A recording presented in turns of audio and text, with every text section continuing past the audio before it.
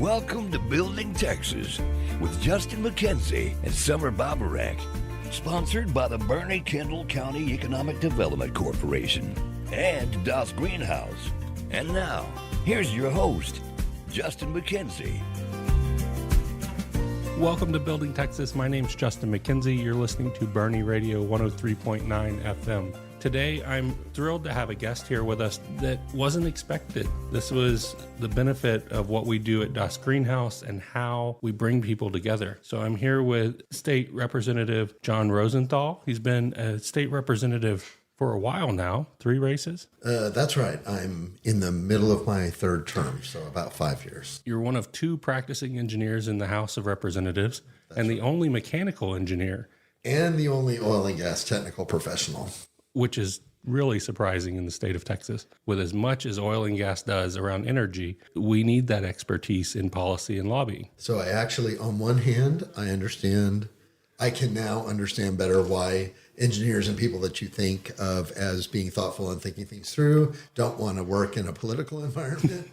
But on the other hand of that, energy is such a large part of our, not just our economy, but our culture in Texas, that I'm surprised we don't have more energy professionals. Well, we're coming together today on an energy purpose. You're here at Das GreenHaus working with the WindChaser team on our vertical windmill project that's going through the Das GreenHaus program. That's right. I'm actually very excited about the WindChaser project. So we talked earlier, and you have a background, and you were in the House of Representatives during Winter Storm Uri, which Texas will remember as 2021's winter event. And we're very dependent on oil and gas today. We're really looking for alternative energy in so many ways at an industry level, but at a state policy level, are we thinking about wind energy, solar energy as real sustainable solutions? You know, it's a really good question, and I definitely appreciate you asking it in that way because of the way that we have these conversations. Folks will assume either we want to have oil and gas, some people want it, and some people don't. And while that may be so on the fringes, I think the answers that we're looking at moving forward need to be an all of the above approach. For anybody listening out there who has lived in Texas for a while, especially after the Winter Storm Uri event, where a large part of the state just went dark, including my house, like we lost power for almost a full week. We know now what ERCOT means, the Electric Reliability Corporation of Texas. We now know that we have an electrical grid and power generation and distribution infrastructure that is at risk in the state all the time. So whenever demand starts peaking, like especially when it gets very, very cold and we're all running our heat and all that kind of stuff, or if it gets very, very hot and we're all running our air conditioners, the state has a remarkably fragile electrical infrastructure. And so anything that we can do to shore that up, I believe we should be enacting policy that promotes a stronger grid, also addressing on the demand side, like efficiency, or if you can have these mobile wind generators in neighborhoods, it lowers the stress on the system. So it makes more energy available at lower cost for all of us. And so I feel like without discouraging anybody, we should be promoting an all of the above approach. And that's the way the WindChaser team's looking at it as well, is this is not a end-all be-all, but it's an addition to other options that are out there. And it just gets us thinking about it because it is a fragile grid in Texas. ERCOT, I think everybody now knows what ERCOT is. If you don't have the ERCOT app, I would tell you to go download the ERCOT app. It's really interesting and fun to watch. But innovation is where I think I want to go in the conversation around who's solving that problem, who's really investing in the future of oil and gas, the future of power in the state of Texas today. You know, that's really a good question. So obviously we have large-scale investors in a number of areas in our state. I think people would largely be surprised to know that some of the largest oil and gas operators like Exxon, Chevron, Shell, BP, ConocoPhillips are all making monstrous investments in renewables and green energy because we've got a shifting landscape with regards to how we produce and consume energy on this planet. And once again, if we want to stay relevant, if we want to stay ahead of the curve, if we want to be an energy capital and energy resource, and especially for me from Houston, I think we're the energy capital of the whole world in Houston, Texas. In order to maintain our relevance and our profitability and our ability to keep people employed and contribute to the larger picture, we're going to have to shift along with the rest of the planet. And what does that look like? Because Houston, in my mind, is the capital of energy in the world. Always has been from the early days of the oil and gas industry to today. But who's coming in and shifting that outside of Houston? Where is the world going from a sustainability standpoint? Is London coming in and making different investments? Is it the Middle East, or is it still Texas just looking differently? So for my position, I want to promote Texas maintaining that role and doing the things that we should be doing, both in industry, business, and legislatively, to promote those things. Right now, you always have the producers from other parts of the world, Russia, the Middle East, even Mexico. But really, some of our neighbors are starting to jump on and get with this. So like Oklahoma, Louisiana have some large resources that they're developing. And even as you get towards New Mexico, that same underground formations that feed into the Permian Basin, that's our area in West Texas that produces tons of oil and gas. That extends farther beyond the Texas border because geographic formations don't care about political boundaries. Yeah. But really, for us, the staying relevant is going to take a very intentional effort for all of us, whether we're in industry or not. Well, you're listening to Justin McKenzie on Building Texas, and I'm here with State Representative Jon Rosenthal. You're in Boerne working with an entrepreneurial group and wearing your engineering hat. As a mechanical engineer, help me understand, what are the projects that you're looking at, and how does that help you in your world today as a legislator?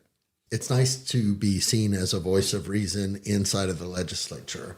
So no matter what your partisan bent is, when me and my colleagues in the Texas House are working through problems, most of the stuff that we talk about are not partisan issues. So like energy production is not a partisan issue in Texas. That being as it is, there are opportunities for us to learn from each other. For me in particular, I have really been leaning into a role as a leader on as far as being a credible source of information for my colleagues and in the crafting of policy in general. Now, I would like to see us taking more of an all-of-the-above approach, much more than a sane voice, if you could call it that, much more than a lone sane voice in your state legislature. There are big money interests who lobby your government in order to push policy in directions that are profitable for them. I don't think it would surprise anybody to learn that oil and gas interests are one of the largest lobbying firms, one of the largest lobbying influences in your state capital, along with some others. I mean, insurance, doctors, the large constructors, you can think of big money stuff. I think it's important, even for their benefit, for all of our benefit, that we balance the way the policy approaches this. As you think about the future of work, not just in energy, but the future of work in Texas, what is your district looking for? Where are you investing in the kids that are being raised in your school districts from a statewide representative level? Wow, what a question. So my area of Northwest Harris County, so I'm outside of the Houston corporate limit, although my address says Houston, Texas. What we have out there are a lot of folks like me. We've got a lot of oil and gas workers at different levels of industry and in administration. We've got welders and chop hands and even CEOs and planners, schedulers, all kinds of professionals out there. But the leading employer in my area are the schools. I'm in the heart of the Cyfair Independent School District, which is the third largest school district in the state and the largest A-rated school district in the state. So we start talking about education opportunities for our kids.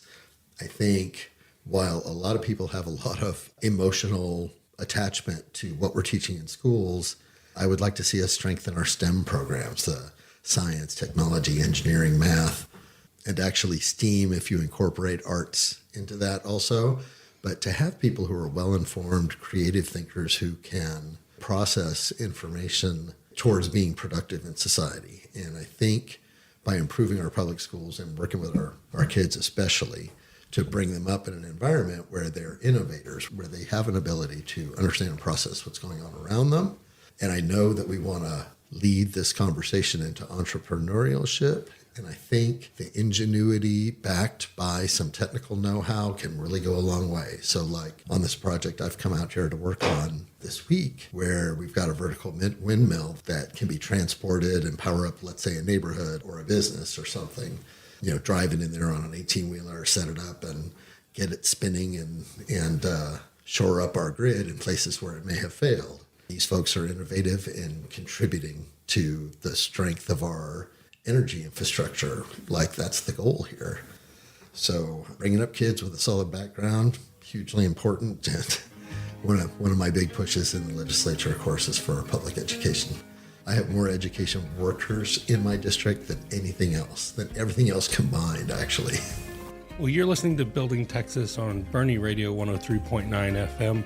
We're visiting with Texas State Representative Jon Rosenthal from District 135.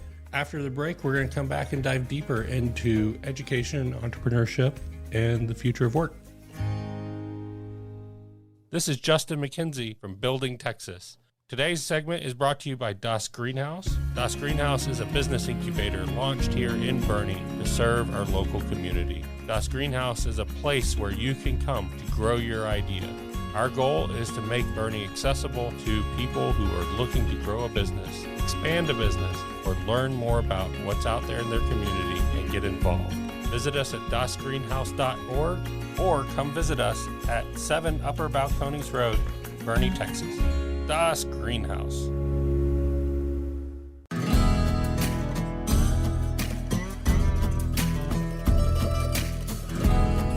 Welcome back to Boerne Radio. This is Justin McKenzie with Building Texas, and today we're having an interesting conversation with Texas State Rep. Jon Rosenthal from District 135 in northwest Harris County, and we're talking about energy policy in Texas, and then moving into education, because you have the third largest district in Texas. That's right. We do a lot here at Das GreenHaus with our local school districts because we value the entrepreneurial mindset and the vision of kids can really do anything. It's not what their parents have done. It's not just what they've seen their family doing. The world is big and new. They can go do things jobs that don't exist today are what they're going to be working on in the future. That's right. So our big mission is to help educate and show people those opportunities through mentorship and entrepreneurship. How do you see economic development in your district working with the school to prepare the workforce that you're going to need? You were talking about oil and gas heavy, but there's the trades, there's school professionals, there's all kinds of things that we need in every county. So it's a great question. And I'm, as the son of a academician, my father was a university professor, and actually both of his parents were like small town teachers in a very rural, remote part of North Dakota is where my dad's family came from.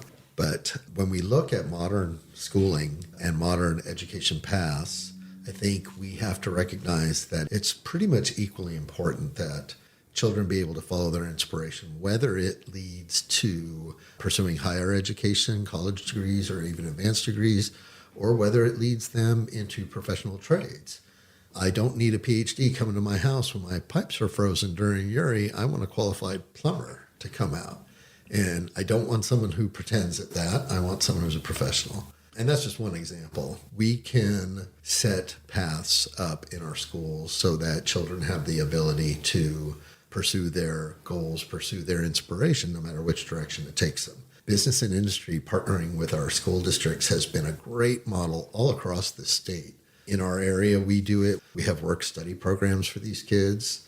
We have college readiness courses, so the ones that are advancing faster can move towards more advanced work while they're still in high school. We have internships and programs for these kids where they can interact with business, with industry, with projects. We have a number of companies right around me sponsoring like robotics programs and robotics competitions at these schools, which is super cool. And I actually visited a school just a couple weeks ago and they were engaged in a drone competition. It was super cool stuff. But the kids get inspired when they can put hands on, when they can start learning about how to program flight for a drone. or build a better robot that does this or that. The hands-on exposure for them is invaluable. I want to take the moment to just say, if you're a business owner in any community, your school wants you involved. They all have their career and technology education programs, CTE, and they're needing corporate sponsors and volunteers to come in and participate and show the kids those opportunities. So I appreciate that at your level, you're thinking about that and you're seeing it, you're involved in it and engaged with it. As we look at programs and entrepreneurs around the world, where did you find your entrepreneurship spirit? Because deciding to move from a professional engineer role to state legislator, I mean, I imagine that's a decision you had to work through. It is, for those that don't know, there's a monstrous income difference between a senior 30-year offshore subsea engineer and a state legislator. Just trying to figure out how I was going to pay the bills if I take on this new role, and pretty much recognizing I wasn't going to be able to keep steady work in industry while I was doing it. So to me, it was just taking a break. When you ask about the entrepreneurial spirit, and you're asking a design engineer that, I was always a tinkerer as a kid growing up, and I still do, like my personal hobbies. I build stuff and tweak on equipment around the house. It stresses my wife out no end, but she has learned that most of the time I can keep stuff working. Every now and then it's a surprise. Every now and then I have to hire a professional, but usually not because I mess something up, but because I want to be cautious around working on electrical wiring or plumbing, that sort of thing. I understand in theory, but again, I want a qualified professional when it comes to working on dangerous stuff around my house. With a background in power, the scariest thing to me was an electrical engineer with a screwdriver in his hand. Oh my gosh. We also talk about the political sways, the election cycles that swing school boards. They swing local city councils, commissioners' courts.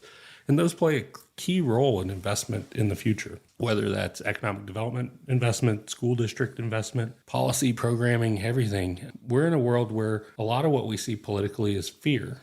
We, on this show, we like to talk about curiosity and getting people involved and getting people engaged in the process locally, where you can really understand how it works. And that it's not just the sausage at the end of the day, it's everything that goes into it that makes it a special city, district, whatever it might be. Where did you step into the politics? What role did you first run for elected office on? What an interesting question and an interesting way to lead into it, because one of my favorite quotes about fear is ignorance and fear and hate walk hand in hand. So if you want to dispel these things, the first place to dispel fear and hate is by addressing the ignorance, because ignorance provides the space where people can learn to hate each other without even knowing them. In a political space, we see that all the time.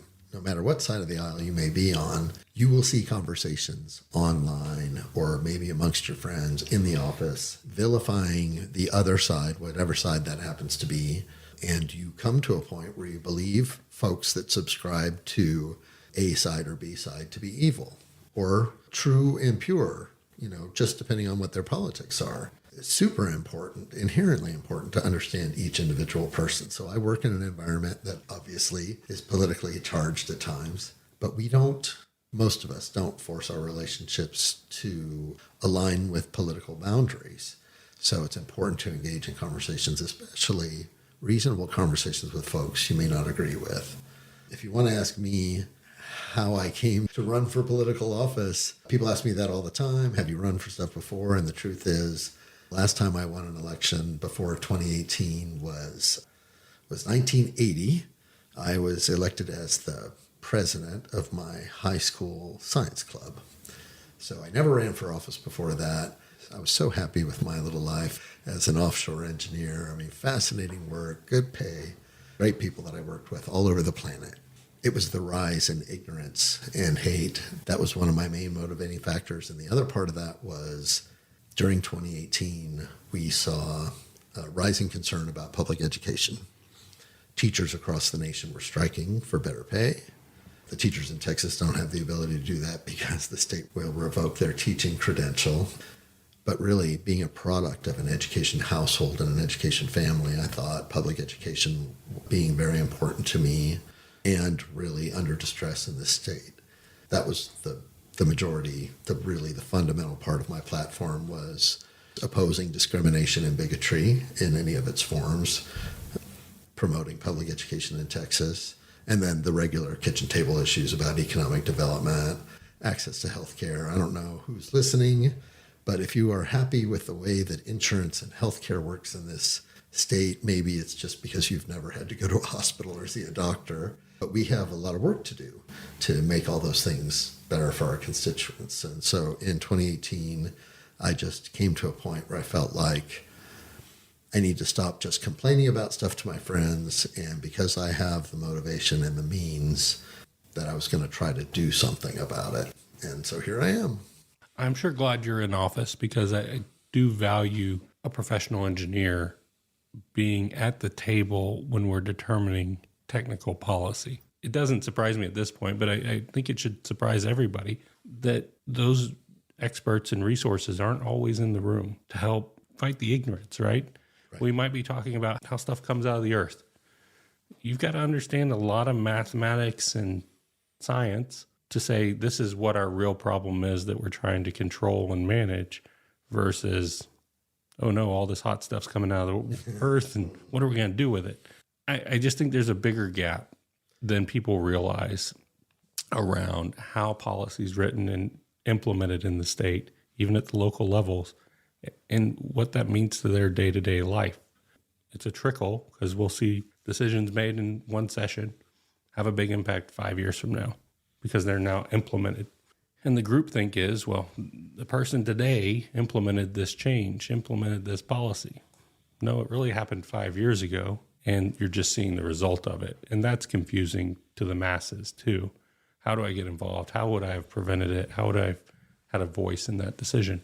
Yeah, and a lot of this policy work gets done kind of in a vacuum. So people don't pay attention to what kind of policy is being enacted by your state legislature. So even though it may have a direct impact on your life, or your business, people don't know who their legislators are or what we're working on. So I definitely encourage folks to, in Texas, you can Google who represents me, put in your address in the quick form, and know who all your representatives, and like from United States Senate, congressional rep, your Texas House representative, and your Texas state senator, and go maybe look at who those folks are and what they're doing, and let them know if you agree with them or disagree with them. Definitely give some feedback to our offices. I know I value that. The whole notion of having state and county and city governments is to bring the policymakers closer to the people. And so we should always be listening to our constituents as far as informing our views on how to enact policy, or what we should fight for or fight against. So in the energy picture here, and I keep talking about all above approach, I want to incentivize all of the development in Texas, not just some slice of it. So when you have powerful lobbying interests in the Capitol building directing how policy works, and then we have a multi-billion-dollar investment trying to bring industry into Texas, but it's only going to work if you're doing oil and gas work, then all the other stuff that I would hope to incentivize is kind of left out of that. And it's because of these lobbying interests. And the best way to counter that is to talk to your state representatives and your city council people, and your county commissioners are the ones who have this policy in their hands, and they should listen to you before enacting it. As we wrap up today's conversation, I want to thank you for being an expert in the room and representing the all of the above strategy here. I appreciate your call for people to reach out to their representative and to know who their representative is, and that it is all accessible. As a reminder, and Representative Ellen Troxclair said the same thing. Her coming into office, the biggest thing she's learned is that a singular voice really has a big impact in our system. That's right. If that voice knows where to start and get into the conversation and is willing to be in the conversation. So similar to you ran because you got frustrated with some things and wanted to make a change. We'd encourage everybody to get involved in that process. At minimum, voting. Absolutely. If everybody's voting, we're getting better candidates. We're getting better results.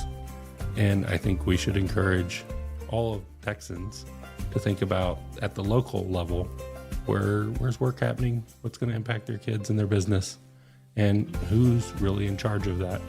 And that's an educational process and journey that you'll learn your school board, your city council, your commissioner court, all the way up to your state representative. Absolutely right. Well, Representative Rosenthal, thank you today for what you're doing and the way that you're building Texas. Thanks so much.